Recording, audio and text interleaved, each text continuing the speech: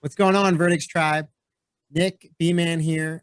Tonight we're going to be talking about the difference of working long versus working hard.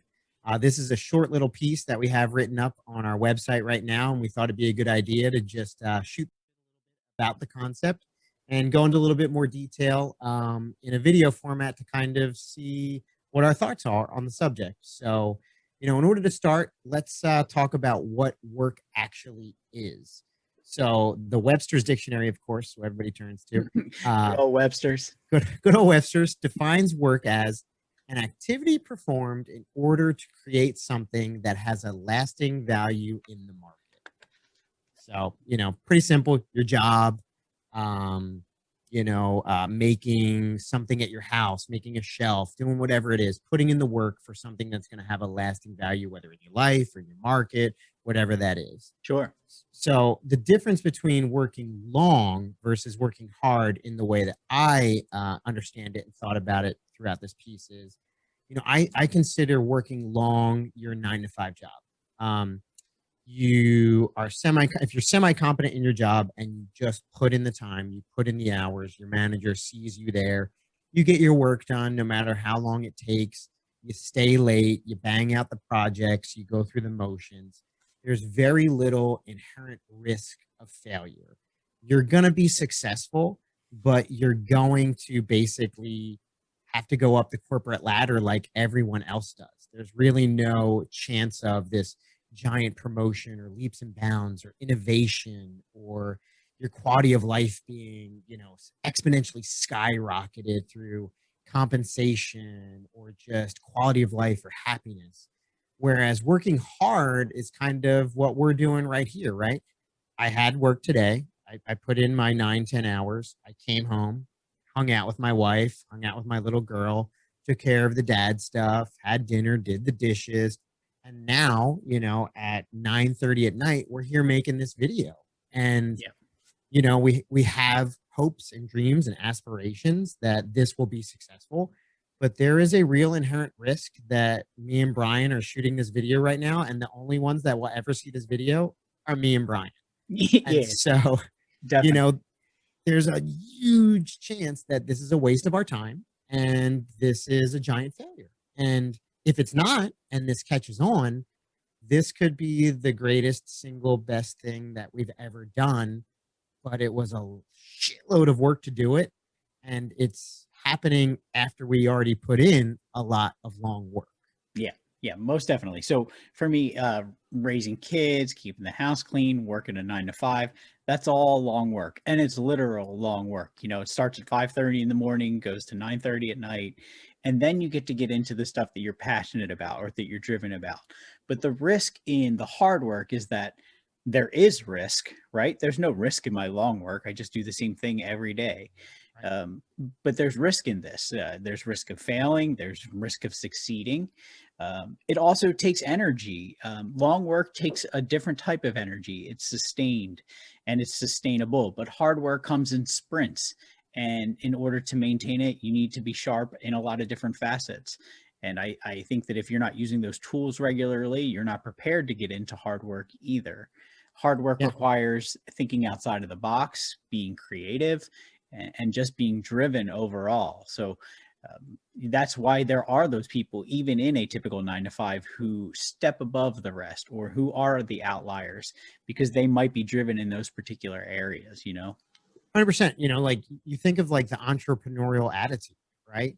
Not only is there a risk that this could fail, there's also monetary risks, right? Like we've put money into the things that we're doing with these videos, with the reviews that we're shooting. We've bought camera, we've bought gear, we've spent money, we've invested in ourselves. So there's a monetary risk, and like it's that entrepreneurial attitude.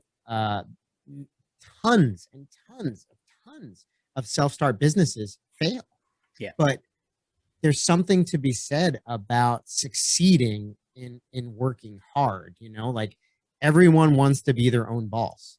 You don't get to be your own boss by simply, being successful in your office job. You've got to do the next big thing. And Well, that's not to look at the gains of people in the gym, right? yeah, We've all yeah, seen the guy who goes to the gym and he runs on the treadmill or gets on the elliptical for an hour. That guy looks the same in January as he looks in December. yeah. He's putting in long work on that elliptical, but he's not putting in hard work.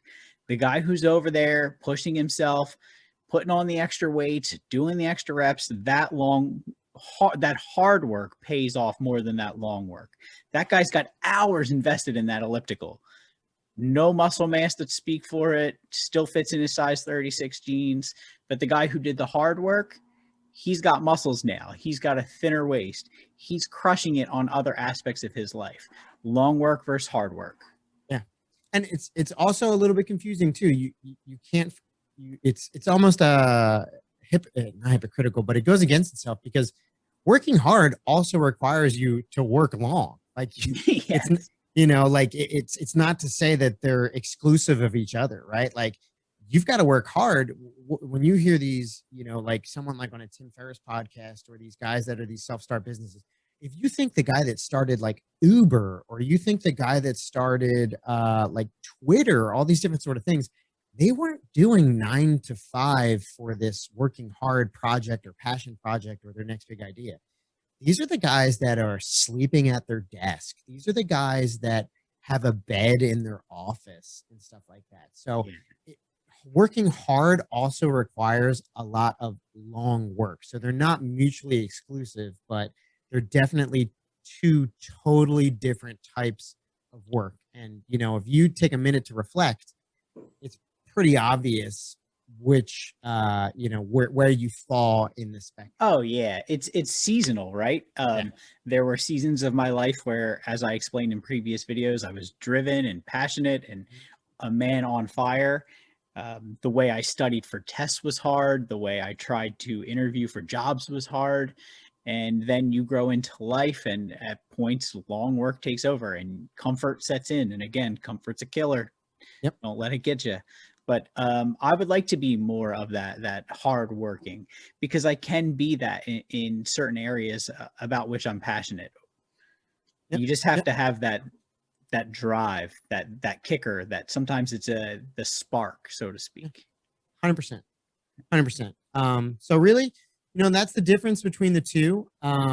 Take a time to see where you fall on the spectrum, determine where you're at. If that's where you want to be, great. If it's not where you want to be, we're here for you as a team to help you make those changes and help you get where you want to be.